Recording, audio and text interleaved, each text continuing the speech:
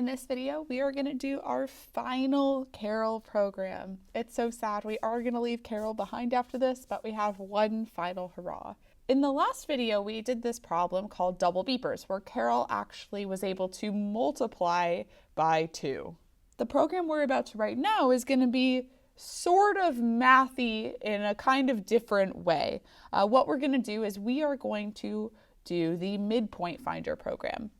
One of the things that Karel is actually really good at is finding the middle of their world, specifically if this world is an odd length. So let me show you kind of the completed midpoint finder program, what we're going to be going for.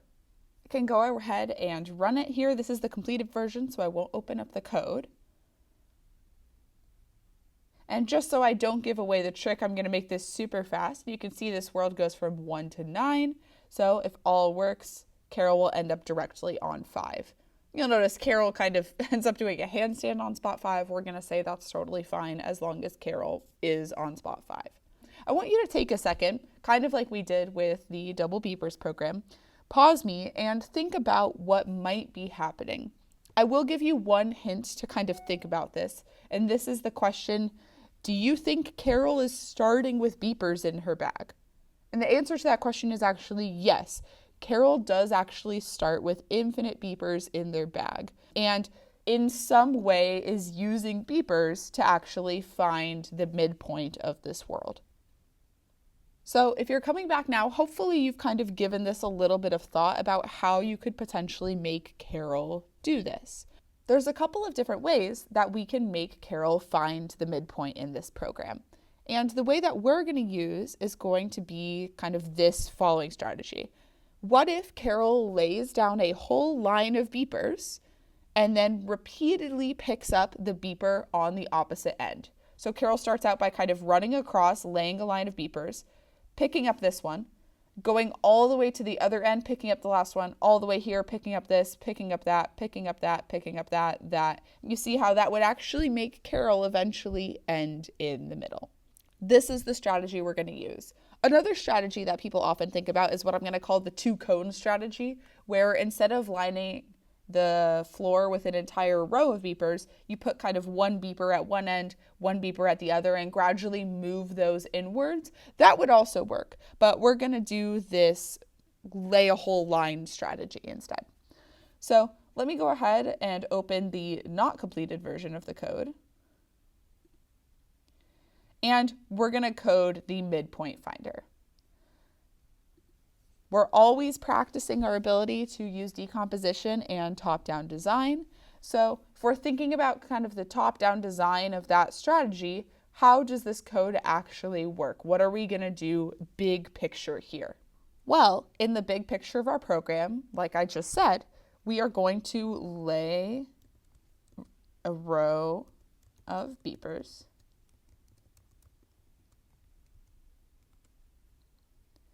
Then we're going to repeatedly pick up last beeper on other end.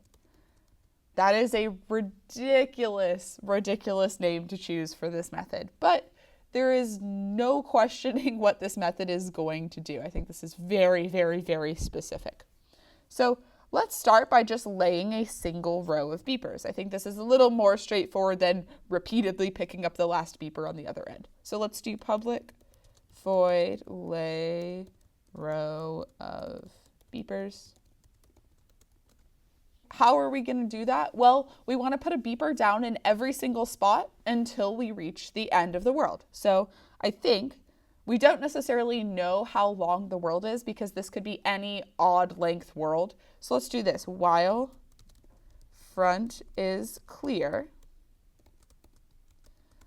let's move and then put beeper. And now there might be something in your head going, hey, what about that fence post problem thing that we talked about in the repair quad Karel world? Well, we don't actually have a fence post problem here. We would, because if you think about the way that this world works, let me go ahead and run it just so we can look at the world itself. If I actually wanted a beeper on every spot, I would have to beeper, move, and I would end up placing 9 total beepers, but only moving 8 times. But we actually don't want to put a beeper on the first spot because Karel has already been to that spot. So it's totally fine. We will leave out the first spot. That won't have a beeper on it, but that's actually what we want. So this should lay an entire row of beepers, and then Karel will be here on top of the last spot with a beeper. I think we want to position Karel to then kind of go to the other side and start this repeatedly picking up the last beeper on the other end. So we probably want to turn around, which we'll code in a second. I think we do want to pick up the beeper on the end since we're on the end there. So let's pick beeper. Then Karel will be on this empty spot. We want to move them to be on the line of beepers. So let's do 1 extra move. And this is a great one that we can actually check partway through. We have one last thing to code before our lay row of beepers will work. Let's quickly write the turnaround method. This is not the first time we've written this method. And it is pretty simple. It's just going to be 2 turn lefts. Now that we have lay row of beepers done, hypothetically we should actually be able to test this code. Now the one problem with that is we clearly haven't coded this method repeatedly pick up last beeper on other end. But we have learned something that is useful in this case, which is that idea of a Java comment. Remember, I mentioned that when you use a comment, which the way that you do that in Java is just with a // you're able to write anything you want after this, and your computer will actually skip over it. It won't read it as code it has to run. So if we want to, we can actually put a // in front of this method. We know we're going to write this later, and I'll take this off later on when we get around to writing it. But if my whole goal is to just run the lay row of beepers method, I can do that now. All that's happening in my run method is that one method. So let's do that. Let's compile this, and let's go ahead and actually run the midpoint finder, which again, right now, will just lay a row of beepers if we've done this correctly. And it looks like it does do that. And look, Karel's nicely positioned now to kind of go to the end, grab the last beeper, turn around, and keep doing this until they end up in the middle. Now, I want to talk a little bit before we start coding this method about how this is going to happen.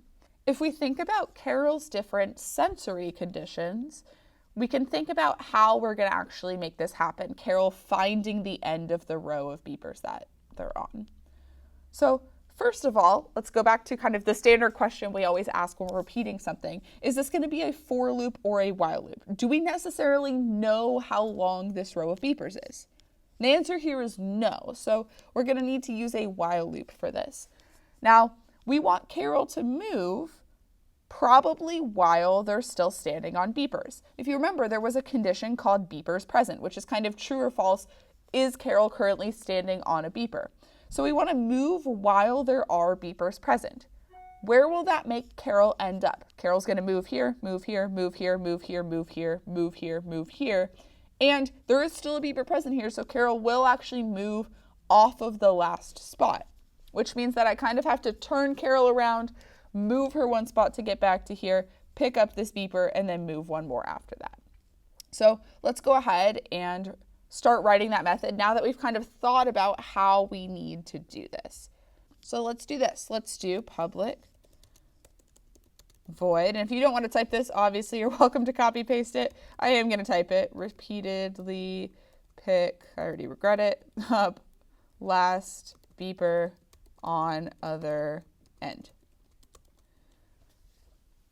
Since we are doing this repeatedly, remember, this is the process of what am I doing over and over again? I'm finding the beeper at the end, picking it up, and then moving. So let's do this. Let's do while there are still beepers present. This is the big picture. Let's find beeper on other end. Then I want to pick it up. Then I want to move one more time to get me back on that row of beepers. Now we just have to figure out how do we actually find the beeper on the other end. And we kind of already talked about this. Public void Find beeper on other end. Well, we're going to start this with a similar thing.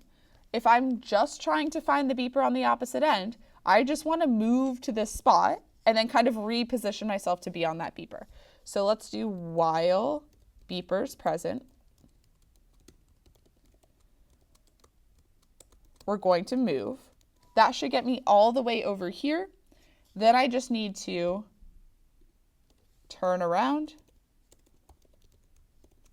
which will get me here facing this way.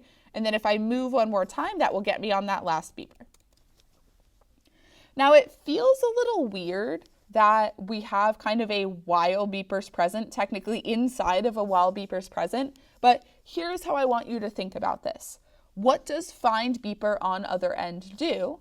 Well, we move across the entire row of beepers, and then we end up on the last one. Doing that requires a while loop because I don't know how many beepers I have to move across. But this is still just kind of one traverse along this row of beepers. What does repeatedly pick up last beeper on other end do? It does the process of finding the beeper on the other end and picking it up over and over again. When does that process end? Is also when I run out of beepers. But you see how these two are kind of slightly different. The purpose of this while loop is very different than the purpose of this one here. So let's go ahead and test this out because it feels like we've really kind of done everything. It feels like we're done writing all of our code. Now, don't forget, if we scroll back up to the run method, we did comment out repeatedly pick up last beeper on other end. So let's put that back in. I'm going to go ahead and run this. And let's see what it looks like Karel's doing. They look pretty good. And oh no, we've actually ended up one spot off. However, this isn't actually as big of a problem as you think it is. If you think about the way that repeatedly pick up last beeper on other end works, we do move after picking up the final beeper. And we're actually always going to be one spot off, whether this world is 3 long or 9 long or 27 long, which means that we just have one extra thing to do at the end, which is that we're going to reposition ourselves. And let's just quickly code this method reposition, public void reposition. And all this is going to do is I'm going to do a turnaround and a move. If we always know we're going to be one off, this is kind of perfectly fine to do. This should still work for any odd length Karel world. So let's go ahead. I'm going to quit out. Let's now compile this with our repositioning. And if we've done this correctly, this should make it to the middle exactly. And again, Karel will end with that little handstand. If you're really bothered by that, you can always do an extra turnaround at the end of your repositioning. So Karel's more facing the correct direction. And that was it. That was our last Karel program. So I'm going to need you to take a second. You're going to wave goodbye to Karel. And I really do want you thinking back to that first example that we did with Karel, where we were just picking up the remote. Things have gotten a lot more complicated since then, and we've actually added in a lot of critical thinking already. We're going to continue to do that. This class is really kind of the master class in how to critically think. That's what computer science is at its core. But we're going to be moving on without Karel. Unfortunately, this class is not AP Karel. It is AP Computer Science, and we are going to be doing much more than just Karel. We're going to be moving on to bigger and better things.